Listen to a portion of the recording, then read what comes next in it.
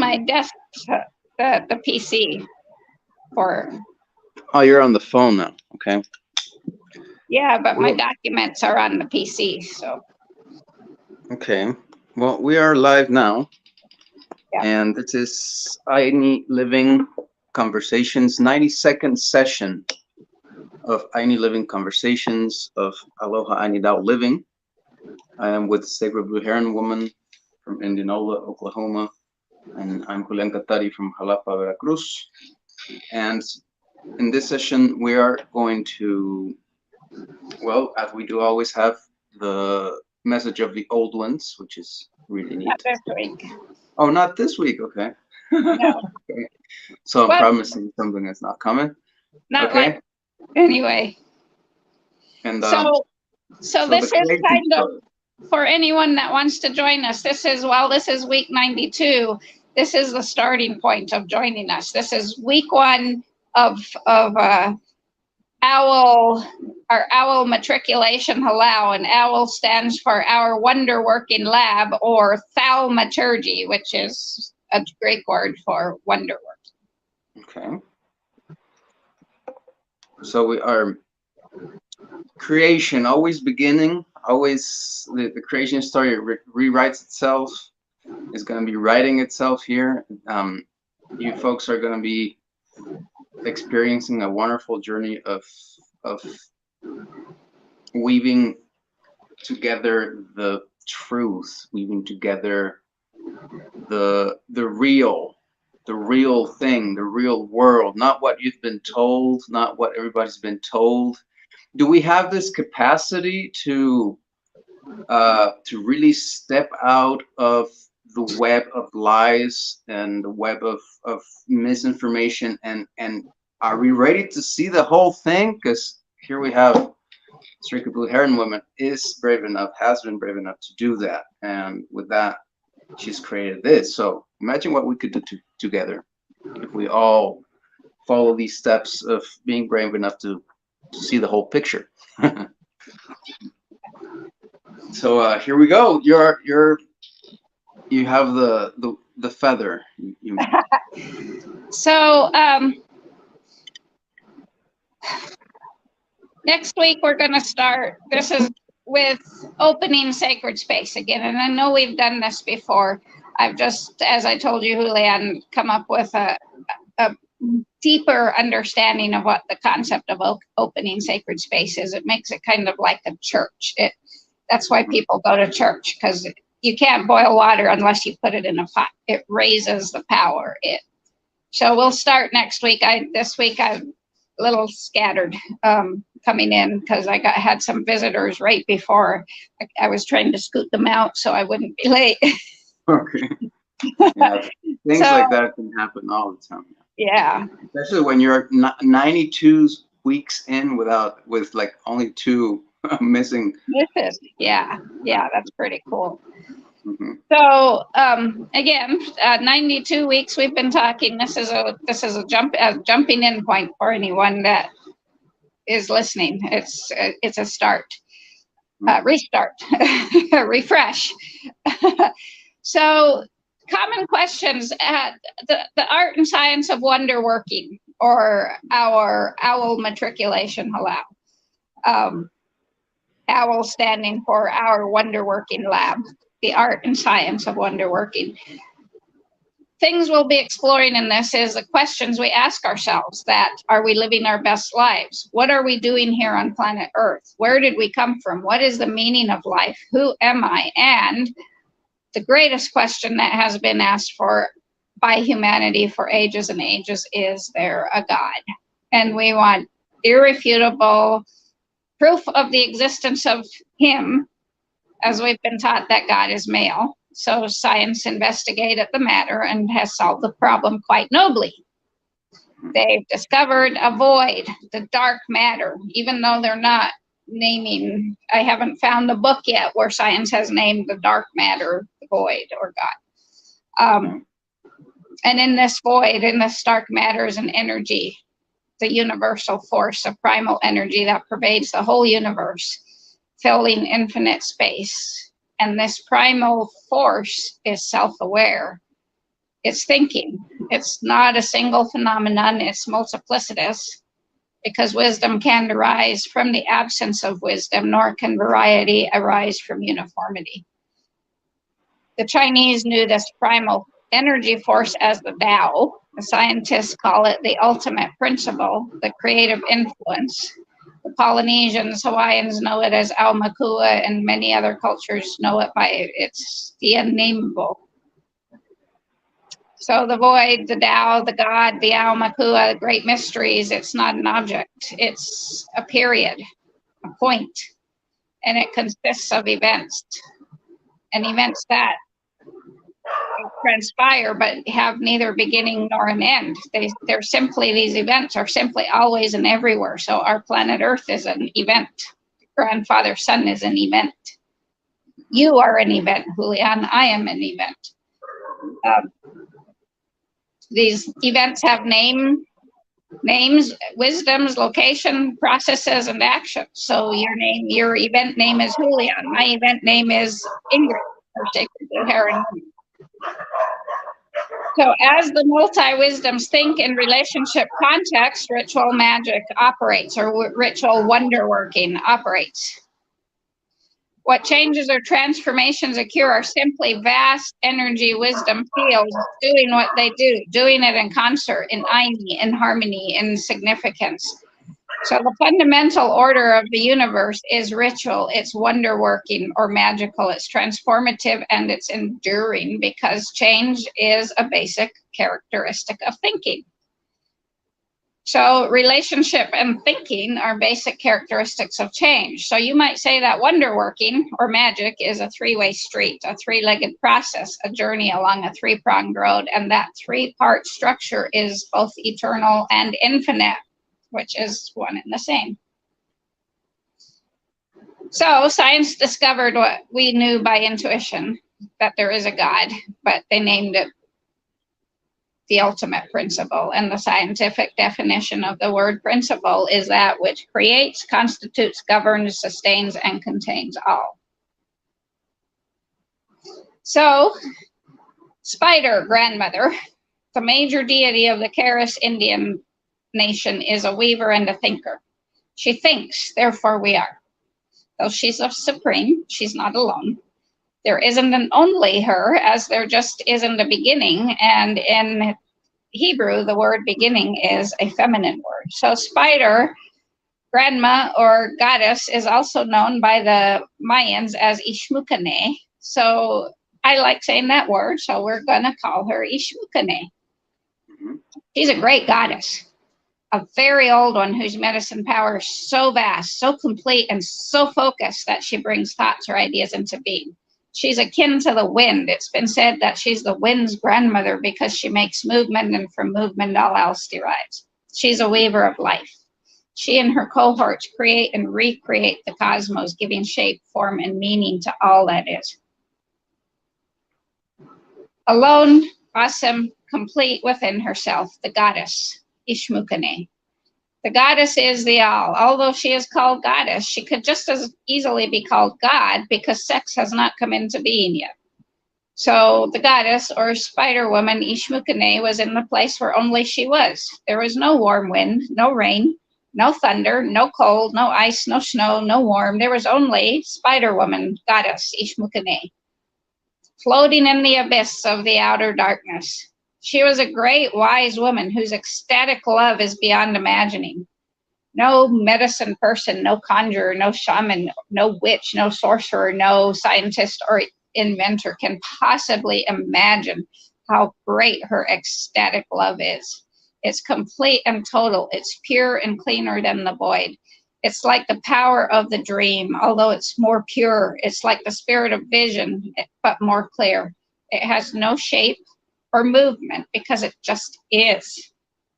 It is the power that creates all that is, and it is the power of all that is. Pure, undifferentiated energy. In that place where she was alone and complete with her ecstatic love, and this is why we don't have words from the old ones, because these are the words from the old ones. They're telling, again, their creation story. In that place where she was alone and complete with her ecstatic love, she looked into the curved mirror of black space, and she saw by her own light her radiant reflection, and she fell in love with it. She drew it forth by the power that was in her, and she made love to herself, and as she became filled with love, swollen with love, she gave birth, and she called him Ishbiakok. Their ecstasy burst forth in the single song of all that is, was, or ever shall be. And from out of the dark stillness poured forth the spiraling force of their Aini song, washing Ishbiakok out from Ishmukene, and as Ishbiakok was swept further out, she became more and more masculine, creating the first gradient of yin-yang, the beginning of movement towards matter. As they continued their ecstatic song together, Ishmukene once again knew a rippling, a wrinkling within, and then she knew that both she and Ishbiakok were old and wrinkled, and that their first song was a song of great age. The wrinkling became tighter and tighter and more spidery and stronger, and she named that location Northwest. She knew the wrinkling had folded up on itself and folded in on itself. It folded up and it unfolded in into a tight moving shape, and it also held a great power within, like a mother holds new life. And she knew that others would also imitate this time, like walnuts, acorns, pineapples, cactuses, even mountains, even the oceans, and humans, five-fingered beings, would grow wrinkled in their brains, wrinkled in their skin in honor of this time when she and Ishbiakok sang their ecstatic song of birthing new life, new beings. They were so happy with what they knew, so full of awe at the beauty of the song, that they thought again. She and Ishbiakok thought again and again. She knew the rippling, the wrinkling, and the running of spidery lines along the edges of the forming pouch of the power song, the folding and the enfolding into a shape that held some of the power of all that is within. She knew that place of that pouch, the bundle of her thought. Her song was in the northeast. So humming and singing, she and Ishbiakok dancing in their spiraling motion shaped them. Humming and singing, they placed them, their new two creations, where they belong. They thought in their Aini essence unto each of the bundles and continued singing. Singing and singing, they sang the Aini essence that was their heart, her heart, his heart. The movement that is the multiverse and its dancing. The essence that is everywhere, that has no name or body, and that is just the power, the mystery. And as they sang, the bundles began to move because of the movement of Ishmukene and Ishbiakok, the first yin-yang gradient. The bundles began to sing, to echo her song, to join it. And they sang their heart song that was the same as Ishmukene's heart song. That was the heart song of great mystery, the power that moves, the spiraling force. The song seemed to deepen as she heard other hearts singing, and the song seemed more free, it seemed stronger. So the two who rose up from the bundles with their singing, each had a bundle of their own now, and in each bundle the life of the universe rested, waiting until it was sung into life. So Ishmukene named these, and Ishbiakok named these two new beings, Laka and Nugua. These beings were not human beings, but supernatural forms or beings. They could not have physical bodies because they're much too vast. They're so much vaster than even a planet or a star. A star couldn't contain all they were and knew, or all they are and know, all they think. So Grandmother Spider Ishmukene told them that each of them are to make more and more beings. She told them that they would take from their pouches a part of the song and sing it into fullness, into ripeness. And they would need to continue to sing forever the mystery in a way that of thought to bring lives into their bundles into being. And they understood her directions because they were the song and the mystery, all of it. And only a small piece of it. It was much vaster than they, and yet they could sing it into different shapes of being, different ways of singing, different parts of the great being song. So Laka began to sing a new chant, Aloha Munai, Aloha Munai, Aloha Munai. She sang and sang, thinking into her bundle. And around them, as she sang, the giant Lono grew and grew. The wrinkling pouch became so small that he began swirling and whirling until his pouch exploded and globes of light began to form. And the further away he was washed from her, the more masculine he became. So another yin-yang gradient. And as they pushed outward in the whirling spiral, a great wheeling multitude of stars, all singing and circling and wheeling like great geese upon the void.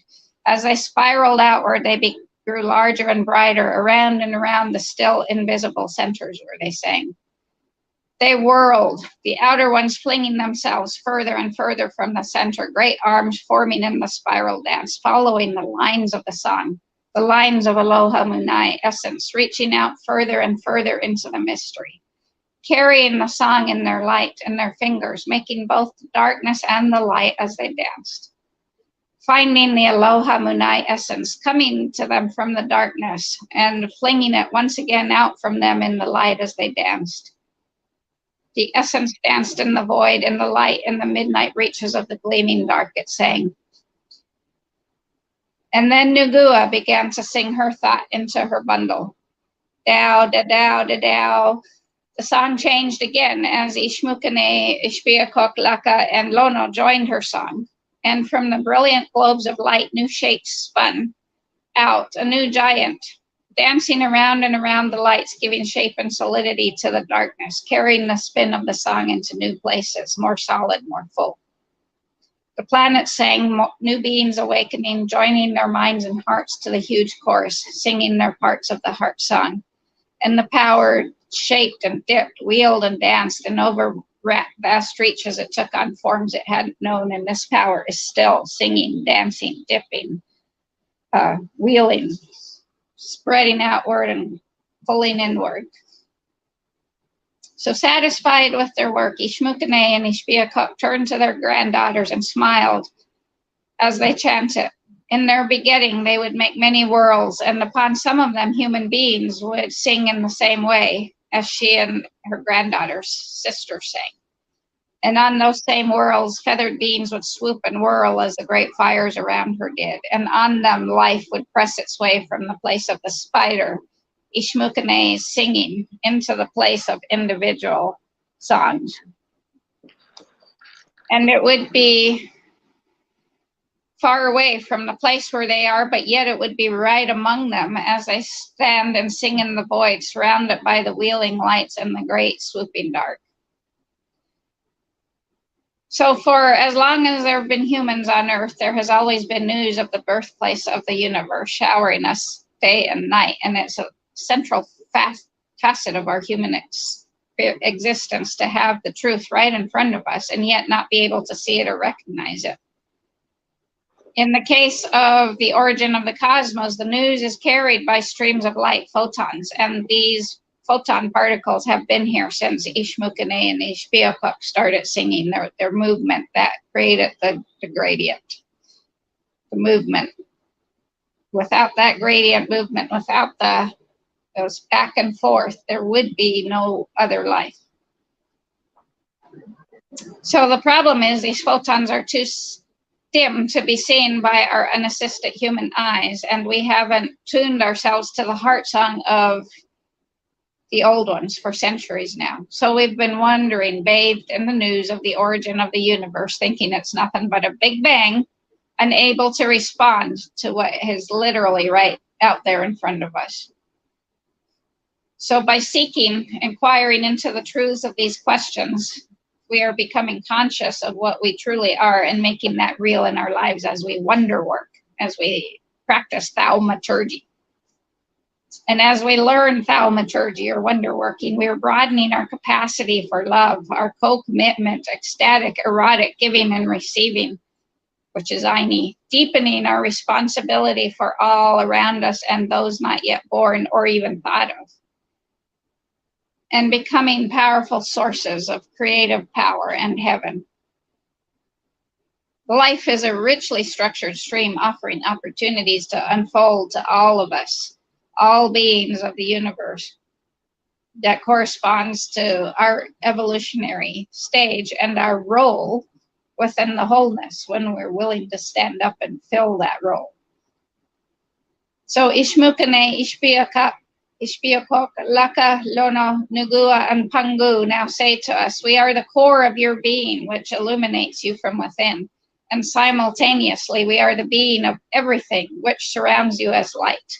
So as Goddess God, Goddess is God, Mother, Father, Daughter, Son, we are all one. So we'll take a little break between that and I'll go on, but any comments? Well, from my part, I was thinking about the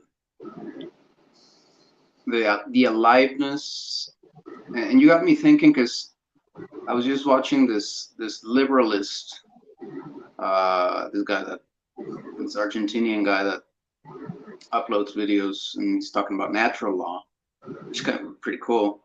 And then he briefly mentions that he would considers himself a deist. I don't know if you've really not that familiar with that concept. And he really briefly explains what it is, and I'm not sure if that's the explanation or is just his interpretation. But he says, well, the creation is deist, or I'm a deist, and that means that I believe that there was one original creation event, but then that event or that original creator is not involved in the creation, or it's like kind of like you would think about the producer and the product. So the producer kind of produces and then is not involved in the product.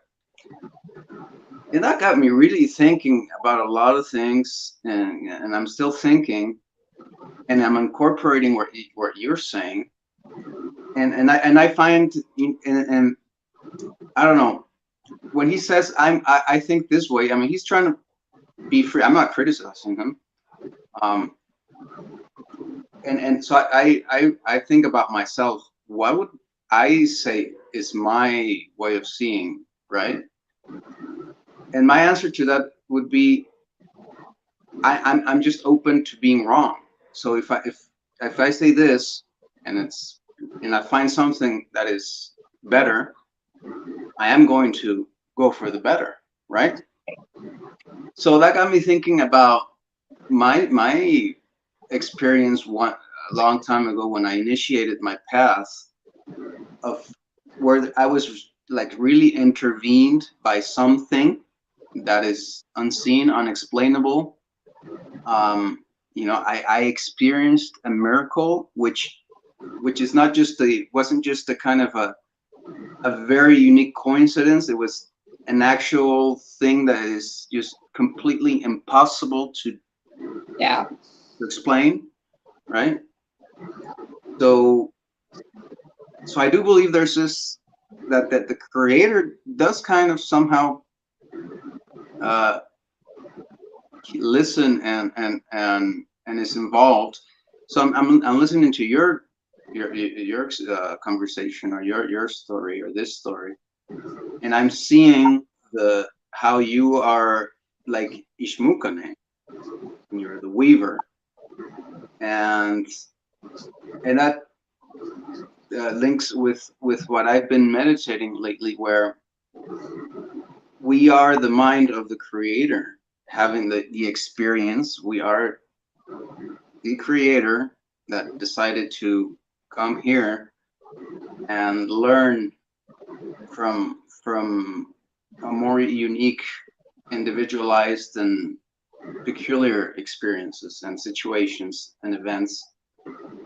And so I'm just seeing how that is real as you tell the story, but it's pretty magical, because we would think that creation is fixed, or is created, or is kind of, but no, as we understand it, or as we talk about it, or as we sing it like you're doing, you're weaving the creation. So you're the creator as well. So you're Ishmukane in a way.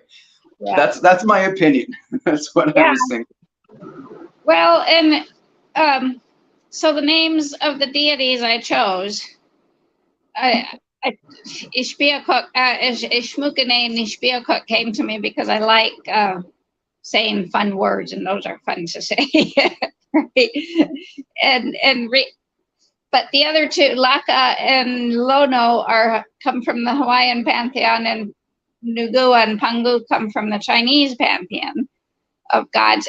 But all their stories are small. They only belong to this to not even just to Earth, hardly even the whole galaxy. I want everyone that listens to understand I'm telling the story of way the hell out there, because that power is so tremendous. We need to understand how that power is, so that when we go into constituting, which we will next week, how we are constituted. I'm not sure if we'll go into constituting or further down creation. We might skip between the two now.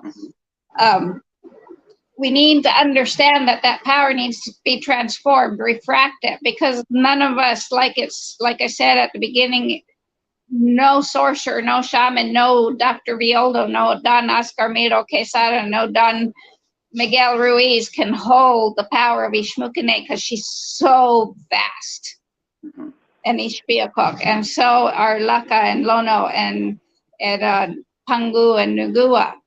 They are so vast that they have to be refracted and refracted and refracted and refracted, so that we can contain just one tiny little piece of, just one tiny little stream. Mm-hmm. So, but then that stream, one tiny little vortex, but that becomes us, because that's the swirling mass brings more and more matter.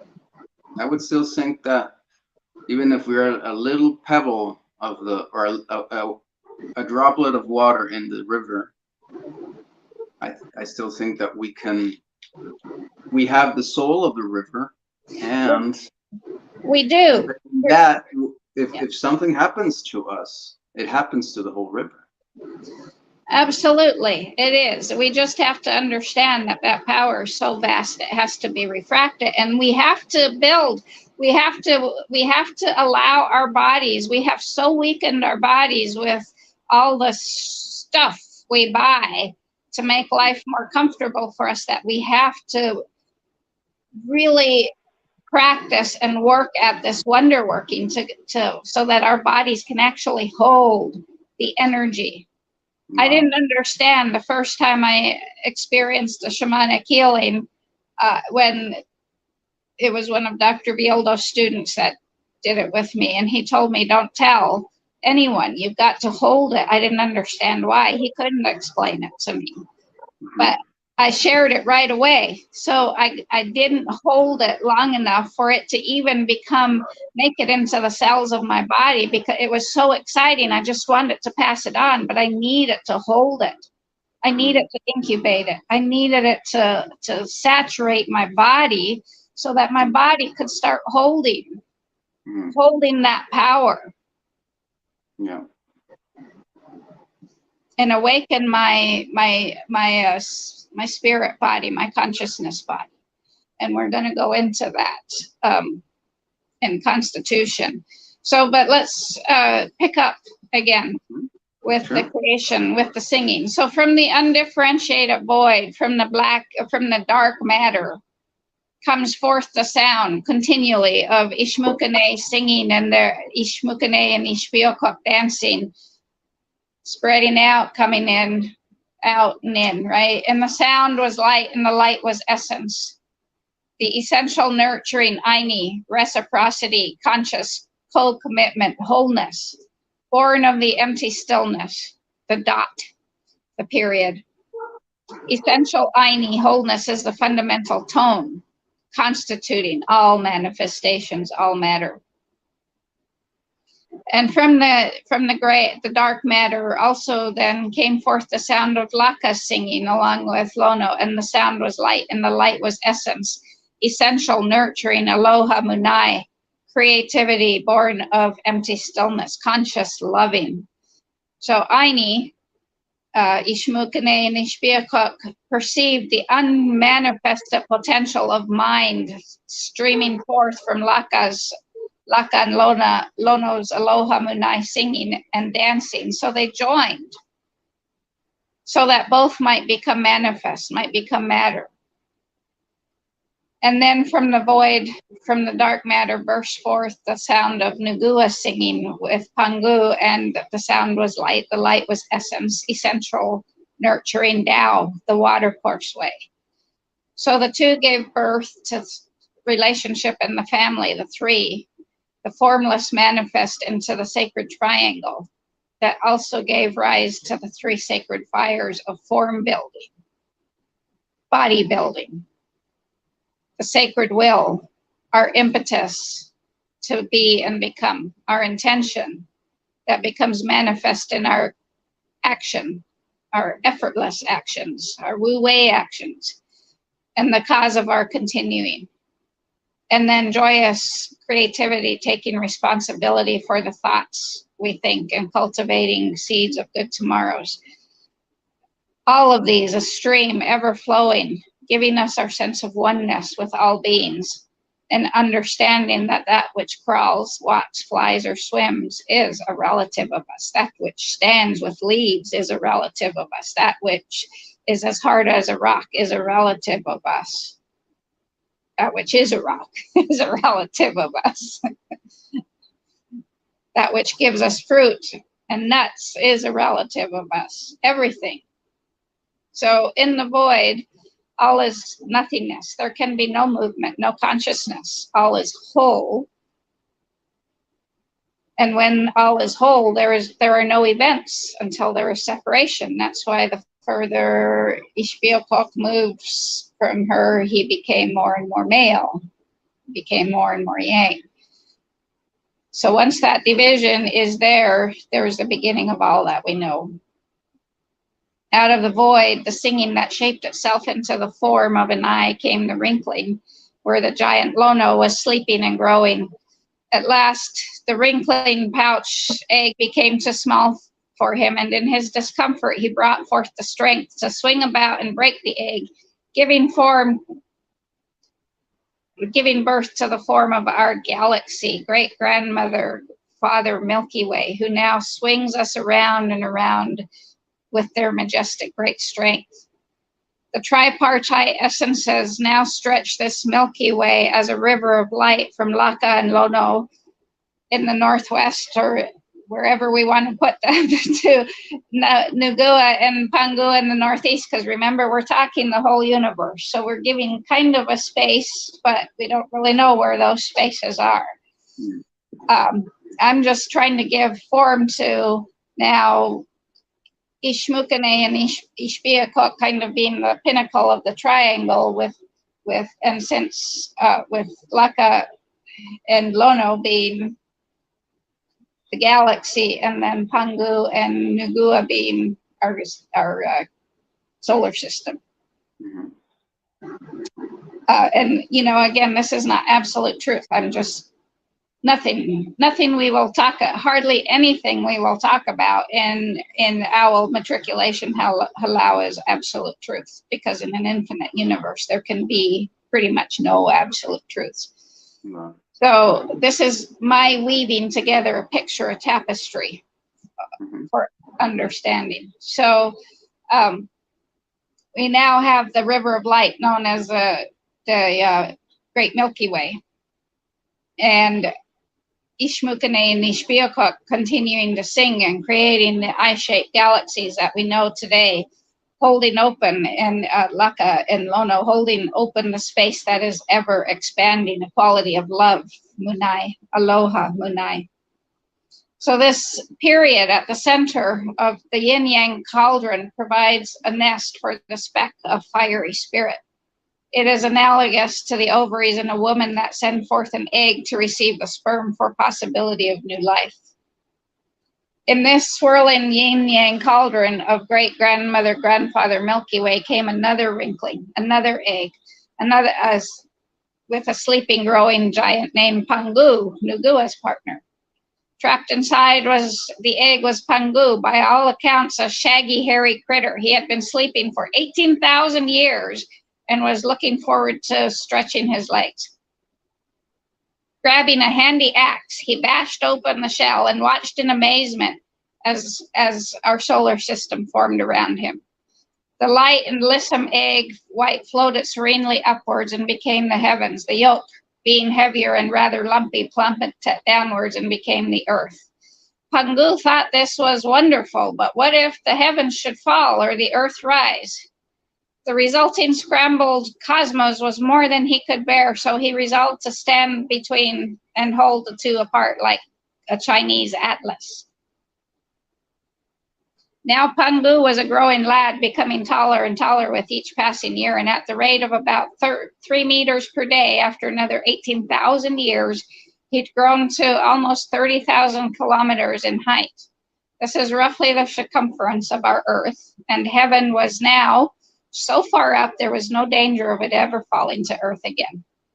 So its mission was accomplished, and an exhausted Pangu expired. His last breath became the wind. His sweat became our rain, his voice became the rumbling of the thunder, and the rest of him was put to equally productive use. Some legends tell us that the fleas infesting his shaggy fur dropped to earth and became the ancestors of the human race. But you can't believe everything you hear, because Nugua also claims responsibility for the human race.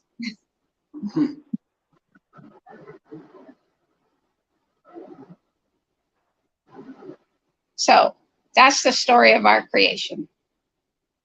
Oh, and it ends with the fleece.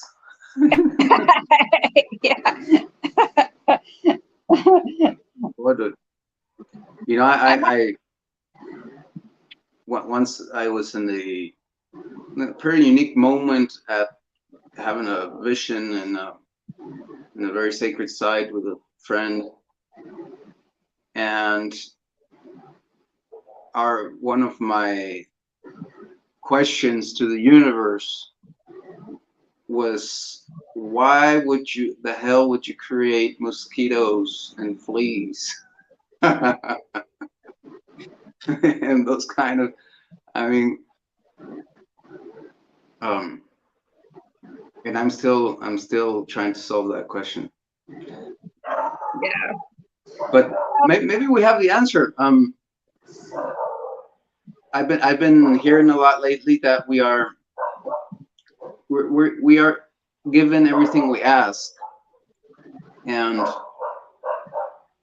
it's just that we don't see it, and it goes with this comfort thing. I mean, you're so right. That part I would highlight as a teaching for folks is that comfort paradigm screws everything up.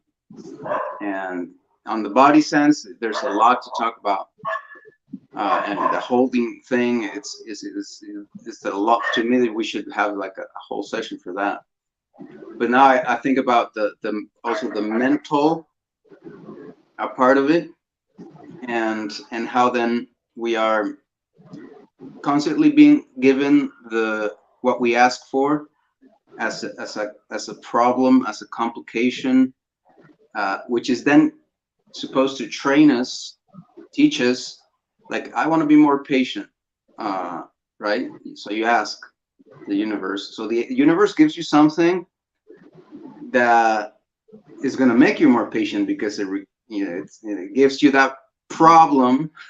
Usually by fire hose education, sink or swim. How much water can you drink all at one time? Yeah. So when I started living in the rainforest, I learned that the mosquitoes, and I don't know if that's the reason why they exist, but at least I did notice that the healthiest way of being in the rainforest is to be always moving, right? So you're always going to be doing something, and also being very aware of your body all the time, and so people naturally have that. people that are not bothered by the mosquitoes, they do sometimes have a mosquito coming at them to bite them, but they will just be aware, naturally aware, and kill it or scare it away or not allow themselves to get bitten. So I noticed this unique awareness, natural awareness that other people don't have, right? So all the people, it's like a real big problem, the mosquitoes, because they want to just be lying down. They want to be with their, you know, they don't want to be doing something. They don't want to be moving. They want to be on the hammock, or they want to be still. And they need so much of that, right? Yeah. So you just got me thinking all the practical things, and Well, and we have to remember the gradient, from right? these teachings. We have to remember the gradient. So what's the opposite of a mosquito? I don't know. Or what's the opposite of a flea? I don't know, but I have no clue. But the gradient. So whenever we create something beautiful, whenever we say something is beautiful, there automatically has to be something ugly. When we say something's good, there automatically has to be something bad, right? So the more thornless blackberries and raspberries we create, the more thorny vines have to grow in Oklahoma. Everywhere. So what's the opposite of fleas? What's the opposite of mosquitoes? I don't know. But by the same token, it's also where your attention goes, is where energy flows. So when we first got here, ticks just freaked me out. Both Alexis and I, the ticks just freaked us out. It was like, oh my God, there's ticks everywhere. And our house became infested with ticks. And now, especially with Alexis being an archaeologist and being in the woods all the time, she runs into these beds of what are called sea ticks. They're just little tiny sea salt size ticks. Wow. And you just get used to them. The same thing as you said with the mosquitoes. It just flick them off. And people are like, oh, I can't stand them. And it's like, well, the more you can't stand them, the more viciously they're going to bite you and cause issues. I now can feel, right? I'm always pulling ticks off of me. I used to kill them all. I just toss them. Now, whenever I find them on me, I just toss them out because it doesn't do any good to kill them. We're not decreasing the population. Really? They just are. Yeah. At this point, I'm just letting them be.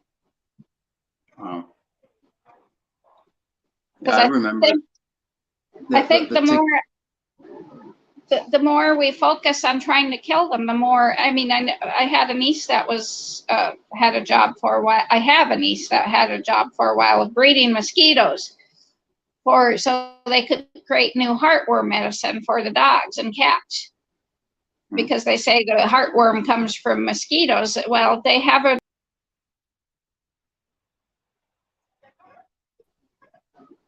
shape themselves so that they continually morph so that they outwit the scientific medicine that kills them. So I figure just stop killing them.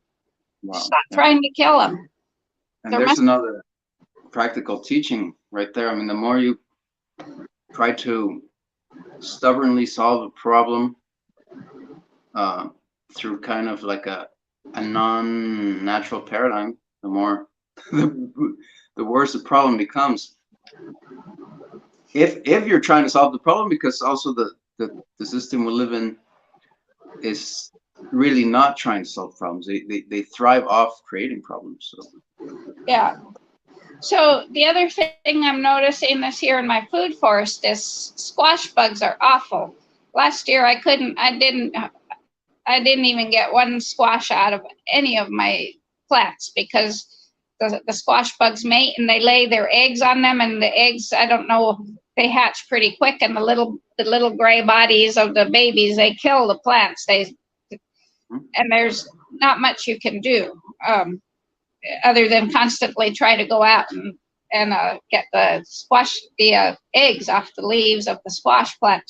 Well, last fall, or late summer, when we experienced our drought, I started excavating our pig pond and our duck pond for the rich soil that was in there. Put them in the beds, covered the beds, my beds and my raised beds, and they're somewhat raised, but in my food forest, then covered that with limestone screenings as mulch. And those beds that I started last fall, there's no squash bugs in them, or very few squash bugs. The ones that we filled in the spring with hay, pesticide, insecticide-ridden hay that's mixed with horse and donkey and goat poop and all that from when they eat, those beds are the ones I have the most problem with squash bugs in. Oh, wow. So again, it's this gradient. It's caused by, the problem is caused by the use of the incessant use of insecticides and pesticides. Yeah, totally. I've seen it, how it debilitates plants and they become, I mean, it's just so stupid. You see these people putting a weed killer around their, you know, I saw it with my own eyes. One day the guy was putting weed killers around his one plant, right? He wanted to save this plant, but he wanted the weeds around it not to die, right? So a few months later, that the plant he was caring for was all sick and full of plague. It's like, yeah, it's in your face. I mean, they don't see it, so they don't really link it, because it's not what the science says. Well, and because they live in such a small dimension, they're not coloring with many shades of various colors, right? So to speak. So this is really cool, how if somebody would think or ask think this is boring, or ask what's the point of this, then this part of the conversation is crucial, because getting your creation story straight and getting your philosophy straight, and getting all that sky mind stuff straight is crucial to then solving the practical things, to changing the whole, to being able to perceive this obvious kind of things, right? Well, and it's not so much straight as it's just a creation stuff. Beautiful. It touched me how beautiful, because the creation story was, because I can now sense and feel and see, not really see, but see the whirling, the swirling, and the singing, and it's so much more of a beautiful story than the Big Bang. Oh, a Big Bang happened and we all happened. And once again, my creation story is not absolute truth. You can develop, everyone is there to develop their own creation story. I chose 3, and I'm working with the Golden Spiral, and I chose 3 because I'm working with 3 different esoteric, 3 different spiritual pathways. So I wanted to pull from all of them. But it goes in the Golden Spiral, the Fibonacci sequence. It goes 1 + 1 + 1. You have 3. Well, you could say, well, now technically you have 6 because they all have partners. Well, they're a yin yang gradient. There's still only 1.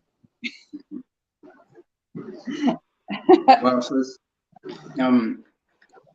so you said that after this we go into the containment?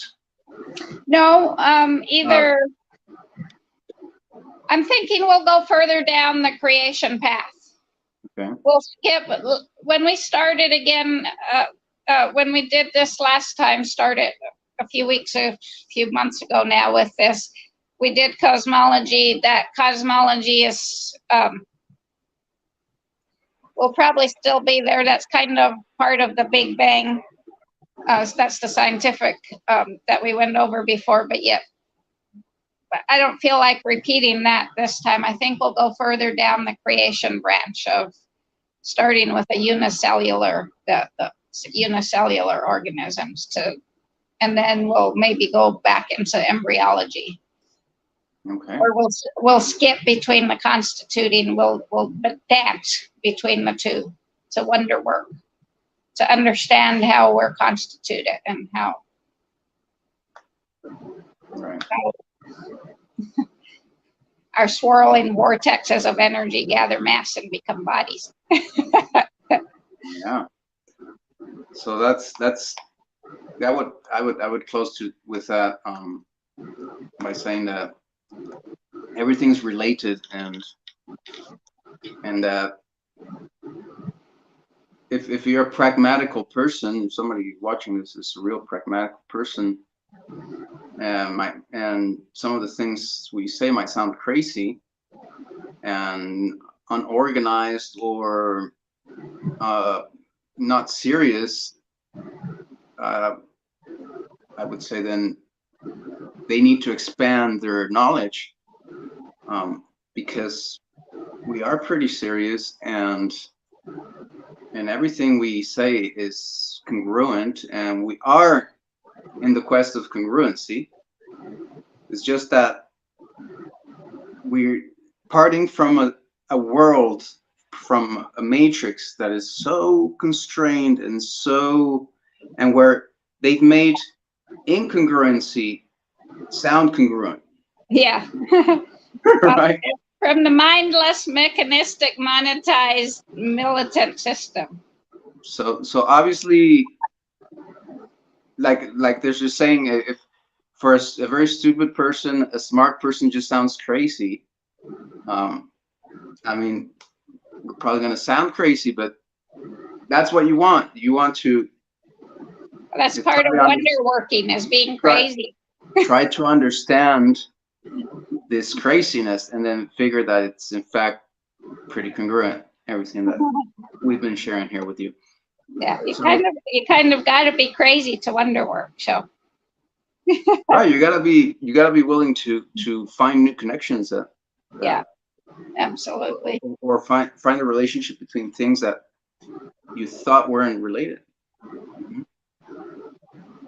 So I guess with that we finish, and for today. We'll finish that line. You're invited for next week, same time, same place. Everyone, have a wonderful night or day, wherever you are.